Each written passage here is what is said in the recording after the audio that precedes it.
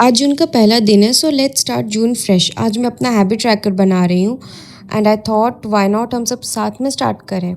यहाँ तुम अपनी हैबिट लिख सकते हो या फिर मंथली गोल भी लिख सकते हो और नीचे में कोई इंपॉर्टेंट डेट भी लिख सकते हो। अभी मैं हॉट वाटर और योगा लिख रही हूँ और ये ट्रैकर मुझे मेरी क्लोज फ्रेंड ने दिया था। She made it her self which I found really sweet. उसने खुद से फॉर्मेट बनाया, फिर उसके बाद प्रिंट भी करवाया और यहाँ पे आप इम्पॉर्टेंट डेट्स भी लिख सकते हो। और आप भी कमेंट सेक्शन में बताओ कि आप जून में कौन सा हैबिट स्टार्ट कर रहे हो और मुझे आप 3 हैबिट सजेस्ट करो जो आपका लाइफ जिससे बेटर हो चुका है और मुझे वो फॉलो करना ही चाहिए। और बाय द वे आप कोई कोड भी लिख सकते हो, तो मैंने लिखा है जून इज़ माइन। और please let me know in comment section 3 habits जो मैं फॉलो करूँगी। Thank you.